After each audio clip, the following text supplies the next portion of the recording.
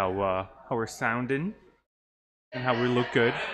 Hello, Pat. Check, check. How's it sound? Pat Berger. Pat Berger. Berger. In France, I'm known as Berger.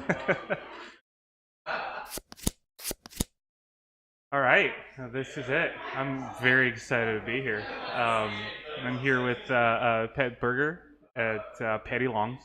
Last I was telling him before we start the podcast that last time I was here was about 2 years ago at a St. Patty's Day, and I did not remember anything for some reason.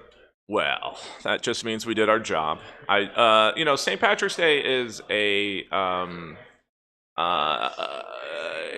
have a love-hate relationship with it. I've worked every St. Patrick's Day for the last, 25 years, maybe more, and so it's a big moneymaker for me, and I enjoy that part of it.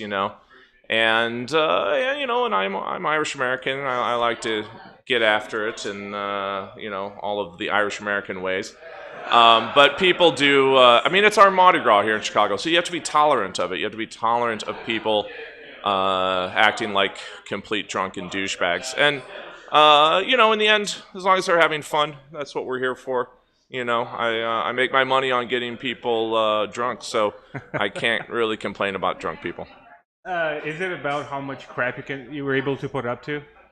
Well, I think as a barman, if you want to be a successful barman during St. Patty's Day. During St. Patty's Day? Well, it's just everything's times 100,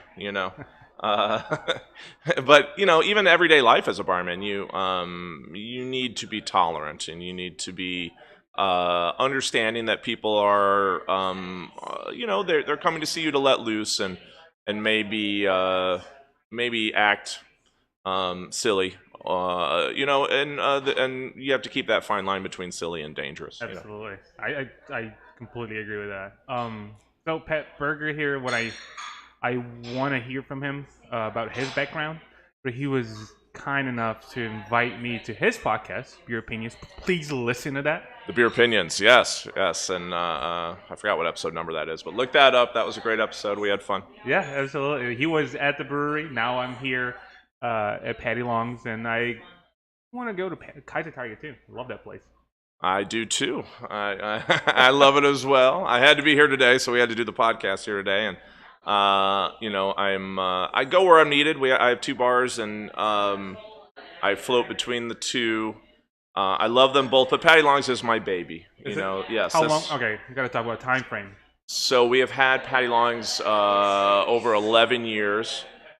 It is my first, the first time, the first bar I've owned that I was in charge, and I cut my teeth on other people's places, but this one was mine, and still is, and I love it. And when I die, I have given my children explicit instructions that I am to be cremated and put behind the bar at Paddy Long's, where I'm happiest. Ooh. Well, for me, I'm sure they're happy to hear that, my children, by the way, that I'm happiest behind the bar at Paddy Long's. But, they know what I mean. For me, it's not when, it's if you die, Oh, yeah? No, I'm pretty sure it's when. Beings, yeah. Oh, what's that? Yeah, we may be able to upload our consciousness into the cloud. Yeah, but... be on the ether. Well, that's still dying, isn't it? Kinda, yeah. Oh, yeah, who knows what's after? I'm in no rush to find out, but... what about Kaiser Tiger? What's the timeline on that? We have owned Kaiser Tiger for almost 5 years. It's been open. I guess we've owned the property over 5 years, but it took a little while to turn it into Kaiser Tiger. And it's a pretty big real estate you guys got. It is, yeah. We snuck in there in the West Loop. The West Loop is developing, I think, quicker than any neighborhood in Chicago right now. Some think it's the most quickly developing neighborhood in the country. And we got in there just in time before it blew up. I hear it's just a little expensive right now. I hear that too, yes. And in fact, the property across the street, which was a very, very fine restaurant by Chef Bill Kim called Belly Q. They recently sold to a developer and closed their doors because of an offer they could not refuse. Okay. So No one has made an offer to us we cannot refuse. But I'm sure maybe one day it'll happen. Yeah. Who knows? But as long as Kaiser is doing well, we are there for the long haul, and it's doing well. Thank God. Knock on wood. Yep. We talked about when you had me in your podcast. We talked a little bit about some law things, some things that it weren't quite right. I want to touch on that, but you also told me that you also have experience in breweries as a brewer. I want to hear more about that because my plan is to feature more brewers at this. It's not going to be a brewer outlet only, but that's one of the reasons why I created this. Because we are all whiners. We like to whine and complain about things. Brewers do, yes, certainly. I've never been a professional brewer per se. I worked at 3 different brew pubs in the 90s here in Chicago, which was a very tough time for beer in Chicago. Right? Yeah, we were fighting an uphill battle. It's hard to imagine today because it's such a vibrant brewing and beer community here in Chicago. But 1990s, very tight. Yeah, tight as far as like friendship. You don't see that in other countries. Like brewers that are friends with other brewers. That's like if you go to Germany, for example, they're like, "What are you doing, my brewer?" It's war. It's different from here. Yes, it is. But I think it's pretty common throughout the American craft beer movement to be community based in the brewing aspect of it. I've been infatuated with beer since I was too young. It started with like a beer can collection when I was 10. Same. Yeah. When I was about 14. Yeah. I think marketing drew me into the industry.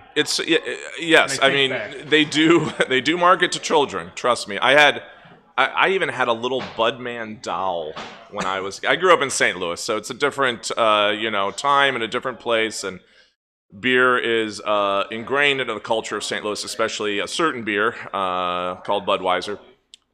So it was not deemed unusual for little 6-year-old Pat Berger to have this cuddly Budman doll that he slept with. Where is it? Do you still have it? No, I wish. I wish. I have looked them up online. I've thought about buying one. They have them on eBay. Okay. Well, and it was great. I had a little cape on them and everything, and the Budman had a giant nose. And I don't even know what it looks like. I'm gonna find a picture and put it up when I edit the video. I'm just gonna put it in. That would be awesome. Yes, he's Budman. I'll do that. He looked like he had a little gut on him and a little superhero costume. Is that right? A mask. Yeah, he kind of looked like Dom DeLuise in Cannonball Run. Okay. When he was Captain Chaos. Budman's right here, my finger. Yeah, there you go. So my dad was really into beer, and I started collecting his. Back then, if you were really into beer, it meant you drank imports. Okay. Yeah, that's true. And my dad was really into imported beer, and I started. I loved the look of the labels and the difference, that they all had different bottles, and so I started collecting those and displaying them in my room as probably a preteen, into my teenage years.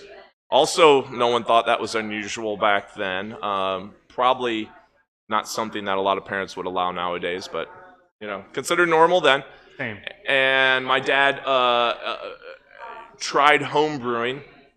And the second I saw it, I was infatuated. Did you ever try his own brew ever? Yes. Well, yes. Because you said tried. You didn't say he was a home brewer. So I'm assuming yes. He tried to home brew. He was not. He didn't like. I think he did it once, but I was like, I want to do that. He had a friend who was home brewing, and he said, "Well, okay, but I'll drink the beer. You brew the beer. I'll drink the beer." So I think I was maybe 15 or 16 when I brewed my first batch of beer. It was a dry Irish stout, and half of the bottles exploded, but the half that didn't tasted okay, good enough. My dad enjoyed them. I had a few. I enjoyed them, and I just started homebrewing from there, and got really prolific in my early 20s homebrewing. I started working out of college at a brew pub on Chicago Avenue near Halstead. It was called River West. And there weren't that many options then if you wanted to work in a brewery in Chicago. You either worked at Goose Island or for this guy Udo Hartung, who owned 3 brew pubs, 2 in the suburbs and this one downtown that I worked at. And I just kept, bugging the brewers and trying to get in the brew house and, stealing, well, not stealing, but I'd ask them for malt and hops. And then, yeah, I had 2 roommates. We were all ex-rugby players from college, and we brewed every week, sometimes twice a week. And we, brewed more than we could drink, which is a significant amount. Yeah. So that's how it all, that's how it all started. And then I went on to work at a brew pub in Wrigleyville that was called Wegman Park. And then later on, very early on, was bought by Goose Island and turned into Goose Island Wrigleyville. Wrigleyville. I did not know that, yeah. Wow. I left when Goose bought it, and I went out and worked at a place called Flatlanders out in Lincolnshire. And didn't plan on being there very long, but it was a very successful place, and I learned a lot, and ended up being there 3 years, commuting from the city out to Lincolnshire, which was hard. And that sort of cemented it. I wanted to open a brew pub. I still haven't done that. That's still on my unchecked list of things to do. But I went from there to managing pubs, and then bought Paddy Long's. I want to see that happening, Pat. I want to see your brew pub. Yeah, well, I think I missed the timeline. Brandon, how you doing, buddy? Brandon from Metro just walked in. Hey. I think I don't know. Things are all cyclical, so it'll come back around, and you never know what you might see from me. But yeah, I'll just leave it at that. I just want to, real quick, if you guys hear a background noise, it's just because Metropolitan guys, the Chicago Brewery, they're the only ones here at Paddy Long. They're literally having a birthday party, so that's, yes, that's kind of exciting, yeah. They're having a nice early boozy brunch for on a Tuesday. Is today Tuesday? Yeah. Well, you know how I know that today's Tuesday? It's because it's, voting day. We're going to talk about something other than voting. We're not going to talk about elections today at all. Please, God, no. I had a dream about J.B. Pritzker. I had a dream about him. That's really? How much he's been on everywhere. He is definitely ruining the airwaves. But, yeah, let's not talk about it, because I feel like our choices for governor today were like Bud Light or Miller Light, They both suck, but, they're either both the same. Oh, boy. So then, yeah, the rest is history. That's amazing. Yeah, and here I am now, and loving life, and, yeah, I don't know what to say. I am living my dream, and it's not a joke when I say it. I really am. That's good. I'm sure it's a job still, and then once it becomes a job, stop being fun, 100% fun. It's not 100%. There are perks of everybody's job. At least that's just me personally speaking. People come to, Eymard, you have the dream job, you're brewing beer, but no, it's a profession, it's a career. I have my perks. I got to drink beer, I guess, and give away beer. Yeah, my office has, 18 taps. It's nice. That's pretty nice. But yeah. Tell me about the things that you're not so excited about. Well, the city. Chicago do you drive here, Pat? I do. I have kids, so I can't ditch the car. I've got to drive them places and do all that kind of stuff. I don't drive as much as I used to, thanks to Uber. I really like Uber and Lyft, because I live out on the northwest side, and it was impossible to get a cab back in the day and all that stuff. And I think Uber and Lyft have been a godsend to people like me and to businesses like mine. I mean, Kaiser Tiger is not on the happening stretch of Randolph, but Uber and Lyft make it so you can be a destination place now. The people at Metro or in the back here. They're in the middle of fucking nowhere. Yeah. But people find it because they just plug it into their Uber app. Beautiful tap room, though. Shout out to those guys. Yeah. Beautiful tap room. Gorgeous. You can see the river. Right on the river. Prime real estate there. I bet a lot of people have been there and probably couldn't find it on their own because they just dialed it into an Uber app and then opened their eyes and there they are, and then called up an Uber and took them home. So I think Uber and Lyft have transformed what a night out can be in Chicago. You used to kind of plan it around, hey, we're going to be in this area, we're going to hit these bars, and now it's like, we'll just go wherever we can go everywhere. We'll go wherever we want. Yeah. Oh, can I curse on this podcast? Absolutely. Okay, good. Sorry. Absolutely. By the way, my mother-in-law listened to our podcast that we did together. Uh-huh. Oh, Eymard, you sound so good. Different from that pet guy. What a dirty mouth. She ain't lying. Pat. Her name is also Pat. Yeah. I don't think I don't know if my mom knows my podcast exists. So that's funny. I'm in the clear. I do drive in Chicago every day. I also have a baby girl, and I drop her off and pick her up every day. And I'm completely sick and tired of Chicago traffic and tickets. I'm tired of tickets. My life. Yeah, it's like another tax, isn't it? It's impossible not to be ticket free in this town. It's absolutely impossible. If you have a car, you're going to pay tickets. Yes. Just save yourself $150 a month, worth of tickets. I paid a red light ticket last week, and I pay them online, and it lists all of your tickets. Yeah. I think mine go back to like 2011. Yeah. And I stupidly counted them all up to see how much I have given the city. This is just red light tickets, Are you gonna hear it? $2,400. Oh my god. $2,400. It's painful. It is painful.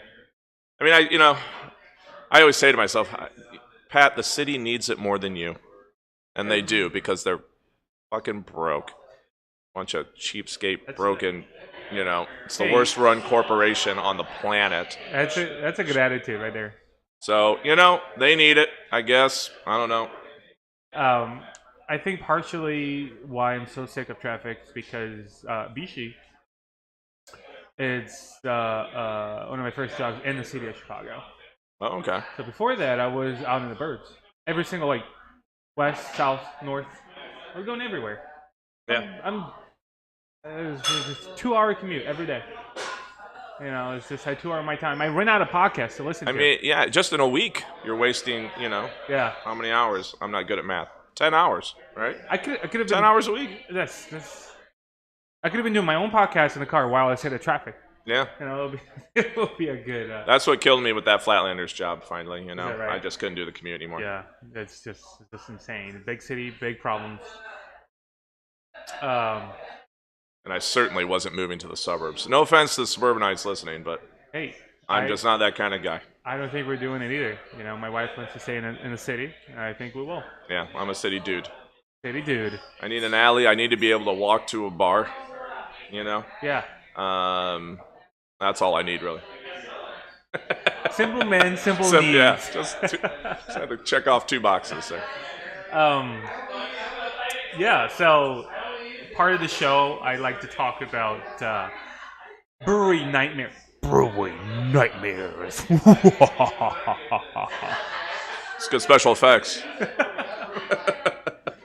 No, and this is, it's telling, I want to have brewers and industry people talking about, when I ask Pat what's his most, what he doesn't like about his job, because not everything is 100% fun, right? So, but this is a cautionary tale. This is a cautionary story. Those are real life stories that I start off by saying what happened to me. And unfortunately, people have lost their lives in the brewery environment, and that's not okay. That's a dangerous place, right? It is a very dangerous place, and this is a learning curve for everybody. People listen here, and other brewers that want to use this as an outlet for you to talk about your bad experience or things that didn't happen quite as planned in a brewery.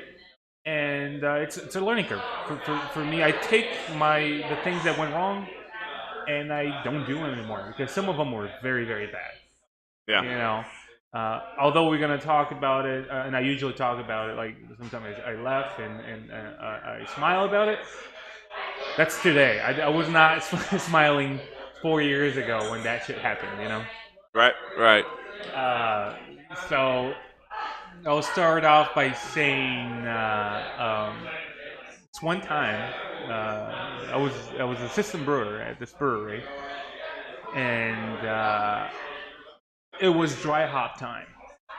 Time to put in some hop post fermentation. You add more hops to get the dry hop character, the very fresh uh, um, hop character to the beer. It's a very common practice, especially in the United States with all the IPAs. They're dry hopped. Addition of hops post fermentation. We had our fermenter was full. Now, when you have a full fermenter, the krausen, the it foams up and then overflows out of the fermenter. It was too soon post fermentation. It was a little bit too warm. It was about 68 to 70 degrees Fahrenheit post fermentation, and the tank was too full, but it was too early, and there was a lot of dissolved CO2 left over from fermentation in the tank in the beer. So Eymard comes in, climb up. So my mistake was that I was not wearing a harness to climb on top of the fermenter. Always wearing a harness. When you there's two slots for you to hook your harness to the top of the fermenter. Right? Nothing happened. I didn't fall from the fermenter, but after the story, I was after what happened, I was thinking about I should have been wearing a harness. So come up and we have a little port to add to do the hop addition. Put the actually we did not have a port. It was we took out the PRV valve, the pressure release valve, put a cone in, and start putting some hops. It's too much dissolved CO2. Pelletized hops. There's a lot of nucleation sites, right? Right. Things that just makes CO2 wants to break out of solution. Yeah. So what happened was a 20-foot ceiling. It was just a geyser of beer that just came out of the fermenter, and I was standing on the ladder, Oh. covered in beer. It hit the ceiling. Did it pop the hatch on the top, or No, so there was no hatch. Okay. It was just a PRV Okay. tri-clamp, inch and a half diameter tri-clamp. Uh huh. So here I am putting, it was about 30, 40 pounds of hop. I was just putting in. About halfway into the hop. It was just enough CO2 once it dissolved out of solution, and it just shot up. And it was just, it wouldn't stop. Hands and I lost my balance, and Off the ladder? I did not. Oh, thank No, God. but I was I have a bad history with ladders. very, very close. Very close of falling off the ladder. So, you dry hop properly. Make sure they have the right type of vessel. To dry hop, always harness yourself to the tank. That's the takeaway of that story. Very scary shit. I do a lot of collaboration beers and stuff. I don't have any like super horror stories. Although I will say, and I don't know if I've ever copped to this before, but we were making a beer one time, a very, very, very light adjunct lager, and in order to make it incredibly light, we used a lot of flaked corn, and we ended up with a stuck mash. Okay. And whatever it was kind of an antiquated brewing system, and we could not get the runoff to get going again. And and this was, we were about half, 3/4 done, and we just couldn't get any more wort out of the lauder. So, and it was a collaboration beer, which means we were drinking, and we were just like, we got to get this fucking done, you know, and so we put some water in there and bump up the gravity. We poured in a bunch of sugar. Okay. Where did you add the sugar at? In the kettle? We just threw it in the kettle. Okay. We just popped a hole in the bottom of a 50-pound bag of granulated sugar. Yeah. And poured it in there until we got the gravity we wanted. Can I guess what happened? Sure. You couldn't dissolve the sugar. No, it did. Then we started the boil. Everything went fine after that. Yeah. And what did happen is we got a huge positive reaction on the beer. People loved it. We sold out of it incredibly quickly. And then me and the brewmaster that I made it with were like, well, we're never going to be able to make that beer again because we don't even remember, we barely remember making it, much less how much. That's the problem, guys. We didn't measure the sugar. We didn't do it, we just got it done. And so that'll be a magical batch of beer that never to be recreated again. The difference between science and screwing around. Do you know the answer to that question? No, obviously. Taking notes. That's it. That is true. That's it. That is very true. That is very true. I'm not a good note taker. I will tell another story. I got to be careful not to repeat my story, so I got to make sure that I look back at the podcast. The old podcast, I'm not telling this. I'm sure that this one I did not talk about it. It was very early in the morning. It was third shift. It was about 6 o'clock in the morning. No, it was first shift. Very early first shift. Sorry, because I started at 4. Early in the morning, I was trying to get this tank all cleaned up for this beer I was brewing. I was the only one in the brewery at the time, the brew house at the time, production facility too. I was selling the tank and brewing the beer. Very tired, and I had the hot liquor tank. For the ones that are not familiar with the terms in brewery, liquor means water in the brewery glossary. Yeah, just to make things confusing. Yes. Yeah. The hot liquor tank was running. The pump was running, and I had this T with the butterfly valves. And I was moving the hot water tank because I needed the hot water somewhere else. And I was transferring the hose. But instead of taking the hose out, pump was running, I took the hose with the valve that was securing the hot water coming in from the hot liquor tank. Oh no. So, 200 degree Fahrenheit water just shot on my chest and legs. Had first degree burn. Oh, and no. It was all caught on the security camera too. Oh. So I was on the ground, just painful. My whole belly starts peeling. It happens when we call like degloved. Yeah, you yeah. Lose all the skin on your hand. Yeah. But yeah, hot water. So many hazards. So many hazards in the brewery, and just triple check. Ask me how many times that happened. After that. Yeah, I would expect 0. Yeah. 0. Yeah. I'm 4 times checking every single valve. Following. I'm just a glorified plumber, by the way, people. That's what a brewer is. I'm just a glorified plumber. It's true. So I'm just following the pipes and making sure that I have everything what I need to be. Well, it could have been a lot worse. It could have been a lot worse. 200 degrees. What were you wearing? I was wearing a brewer shirt, which is a very jeans in the brewer shirt, which is a tougher type of fabric. Like a work shirt? Yes. Yeah. From Deckies, I believe. Yeah. Yeah. You know those like brewer shirts? I do. Yeah. Not fun. No, it's fun. not. No. No, and that's why you always got to wear the boots too.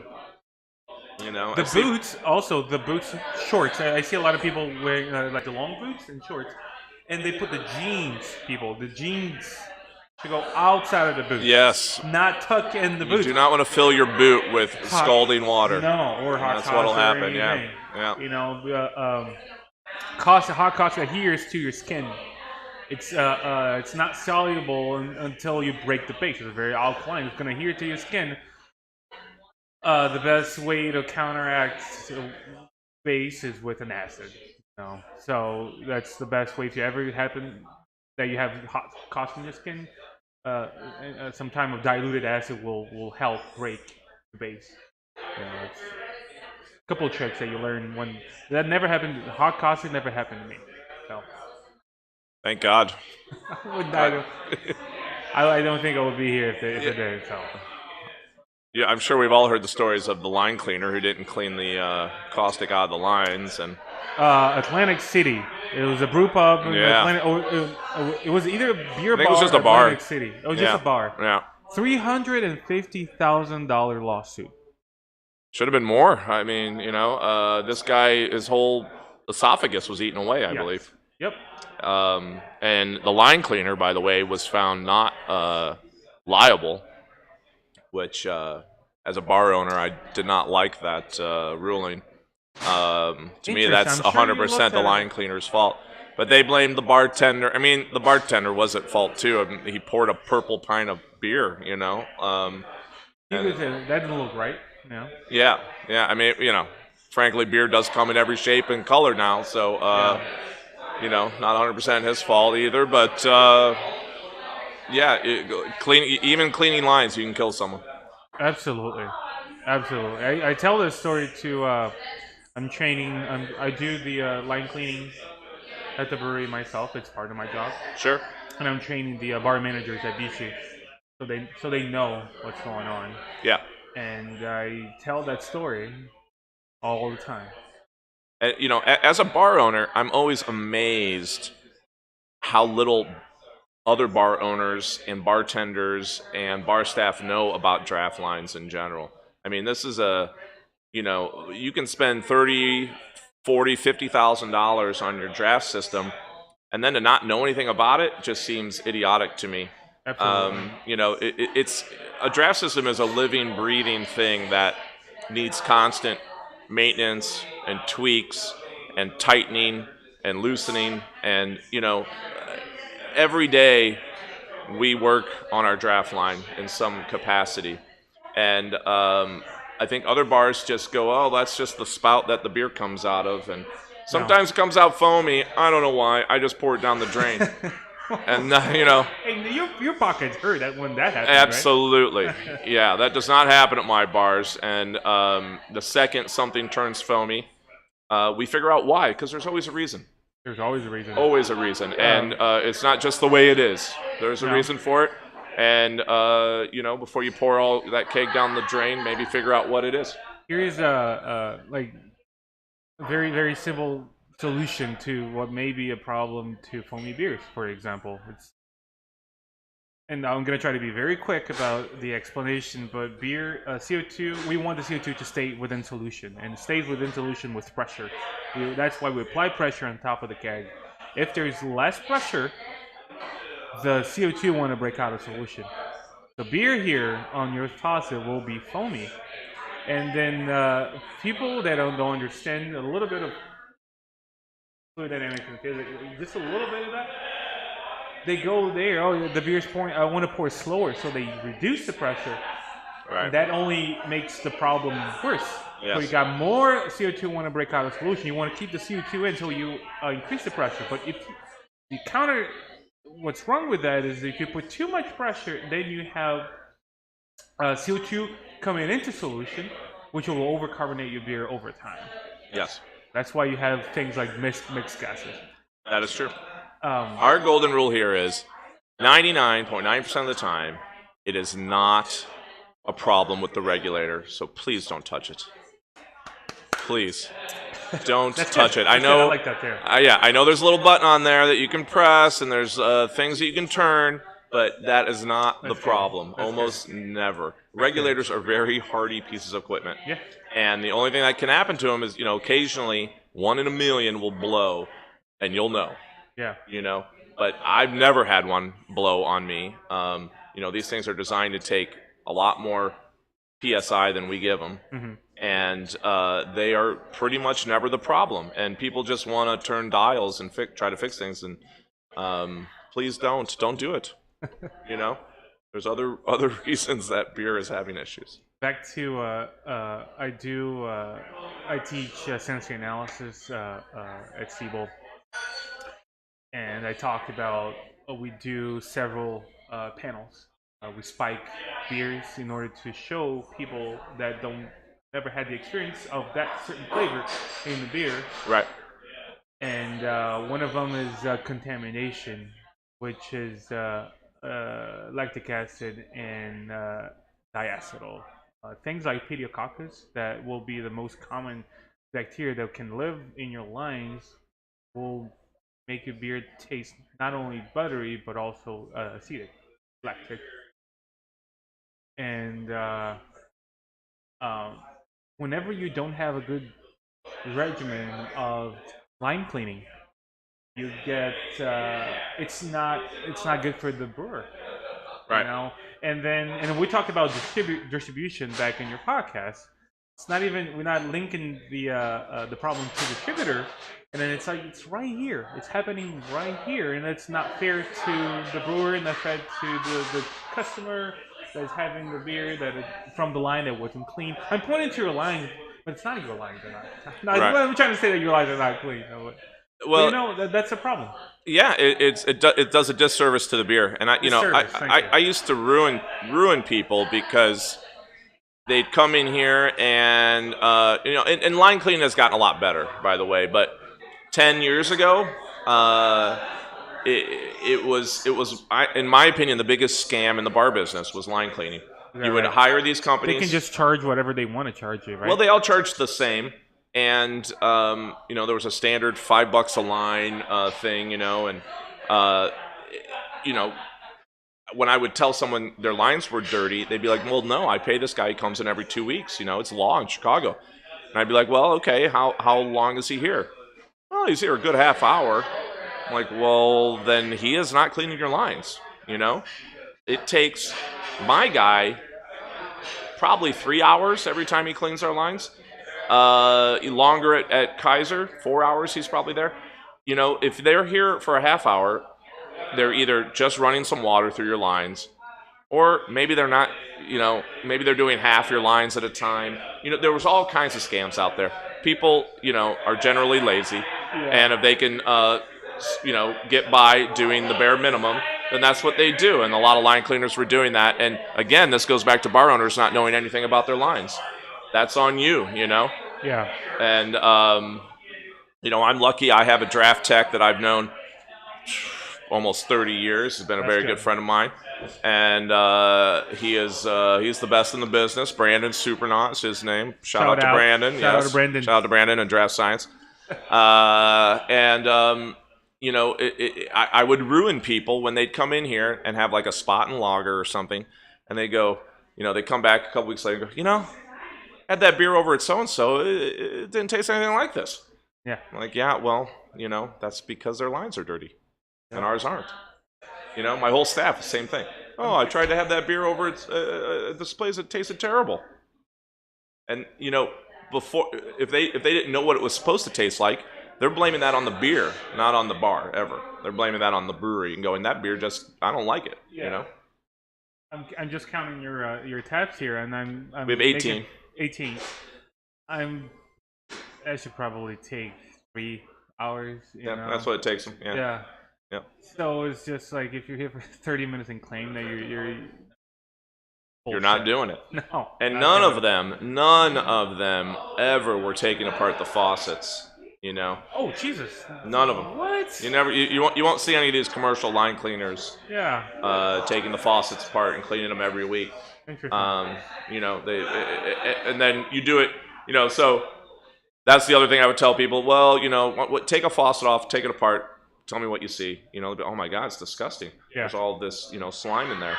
Yeah, well, that's going directly into your pint. Mm-hmm. Every time you pour a beer. We always say we don't actually have to clean our lines here. We just have to maintain them. Because if you do it properly every 2 weeks, you're not really cleaning them, even though you're doing everything to clean them. No, you're maintaining. Yeah. They're clean when you get there, and they're clean when you leave if you're doing it correctly. Yeah. Mine never get dirty. They're not like, it doesn't taste any different after Brandon's done because it tasted great before he got here because he was here 2 weeks ago and 2 weeks before that and 2 weeks before that doing what he's supposed to be doing. Absolutely. That's wow. So, I drink a lot of canned and bottled beer at bars that I don't know what's going on, and really? yeah. Because I've ruined myself as well, I can't do a dirty line beer. No. Mm-mm. Especially when going to that bar for the first time, you don't know what's going on there, right? I was stuck at Soldier Field the other day for the rugby weekend, and the beer vendor by us only had draft beer, and I'm not, at a stadium, I'm not drinking a draft beer at a stadium. Think about it.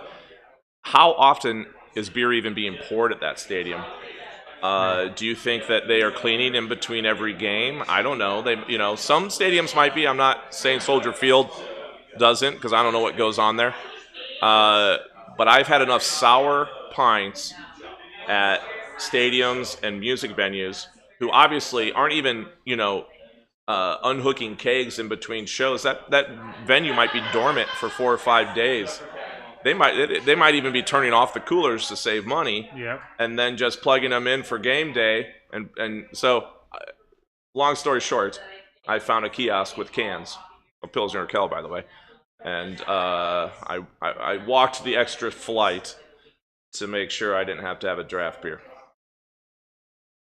Learning from Pat Berger actually is the second time he changed my mind about things that I don't put enough thought, and I'm in the industry. I don't put enough thought to a few things, and again, damn, that's absolutely true. Now that I think about it. Okay, we got a few more minutes, and I want to touch on something that I'm gonna bring the same conversation to the other people too. Is this guy right here? All right. Okay, it's popular. It's popular. I want to talk about the growler, not the beer itself. Unless you want to have more. Is that a different beer? No, there's 2 beers. 2 different beers. I want to try the other one. Yeah, Varieties to Spice of Life. Is this the one I didn't have? All right. Yeah. Then I want this one. What is this one? That's the Chelonian layer. Chelonian is just a species of turtle. Oh. Yeah. So that's a Szechuan peppered corn dark ale. Oh. All right. And I think it's make a beer that tastes like beer. That's all. Cheers. But back to, I want to talk about growlers as a container for beer. Yes. This has our brewery. It's become contentious. Even growlers in this beer community are contentious, aren't they? They are, very much so. And the reason being is that as a brewer, it sells, and it's not the worst. This is nice on a fall day. This beer. You like that? Yeah. We're drinking beer, guys. It's just what. Sorry. Yeah. The people just listening, Hopefully, if you're listening, you're drinking a beer as well. If you aren't, press pause. Go get a beer. We'll wait for you. All right, we're back. Growlers as a vessel of packaging vessel, because it's not a container. It's big, right? And I had a server the other day came to me, said, "Hey, Eymard, I just want to let you know that I took it was a saison that I had on tap. I took that beer home, and then on a growler, and then when I opened, it tasted funky." And I looked at her like, "How long did you let it sit for?" "It was just a few days." I was like, "There's a problem." Yeah, that's the problem. Growler, it stays flat, and it was just not the same. It tasted bad out of the growler. I was like, growlers are not a good They are the equivalent to carrying out 4 pints of beer in your hand outside of that establishment. Yes. They're not bottles. Well, let's talk about the history of the growler. Please, Okay. please. Because the growler started, ages ago, 100 plus years ago, as a means. Back in the day, you didn't drink at home much. You drank at the local bar. You had a bar on every corner.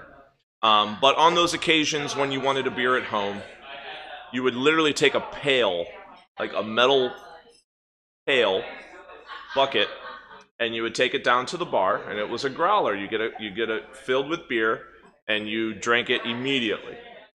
It didn't even have a lid, right?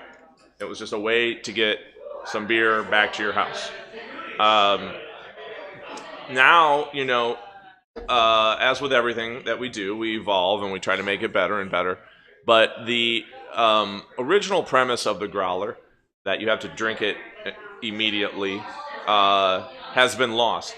And, people are counterfilling their growlers with CO2 to try to make them last longer. There's the whole growler thing as well. There's $25,000 growler filling stations that are essentially bottling lines that just fill a growler one at a time. And these things are great, but they've given the misconception to the consumer that a growler can last as long as a can of beer or a bottle of beer. And the fact is, unless it's being filled, counter pressure filled in one of those fancy growler machines, which not all of them are. The Guile has one. The only one I can think of. Corridor has a very nice one. A few people have them. But unless they're using that, you need to drink that tonight. You need to drink it absolutely right now. Yeah. And so growlers, in and of themselves, I don't think are a terrible thing. But the misconception that they last more than a day, because some do. The ones that are filled with the fancy contraptions do. But unless, everyone needs to realize if they're staring at one of these things, at a growler, at a jug with a white plastic, lid, drink it now. Drink it tonight. That's what it's for. Thank you. It's very nice to, I'm just being reassured here. This is just, the people should know that you have to drink it. Yeah, and breweries, and I understand, they have this special power in Illinois to pour growlers. I can't pour a growler. I'm not a brewery. I'm a bar. They can, and they do, and they make a lot of money doing it. Does it make? Go ahead. But I don't see any of them with a sign on there that says "Drink this fucking thing tonight." Don't wait on this. I would, if I had a brew pub or a brewery and I was selling growlers, I would have a sign that says "Drink your growler tonight." It won't last more than 4 hours. And it won't. I'm gonna make that a thing. Awesome. I think the staff, my staff at least, will have to tell customers whenever they pour a growler, they will be advised. Now you got to get that past Arden because it might kill growler sales. Absolutely, that's true. And that's why they don't do it, because it will slow your growler sales. Someone will be like, but this is for tomorrow. Well, then don't buy it. Yeah. You gotta sell beer. I mean, because you do. You have to sell beer. Yeah. How do you stand? Do you think beer bars should be able to pour a growler? I do. I mean, I'm all about a level playing field. Okay. And the playing field is not level. It's unleveling every day between breweries and bars. And I think we should be able to certainly do anything they can do. And the whole idea that a bar doesn't know how to fill a growler is ridiculous. Is that what they claim? Is that? That was the reasoning by the Brewers Guild in Illinois to not allow us to do it.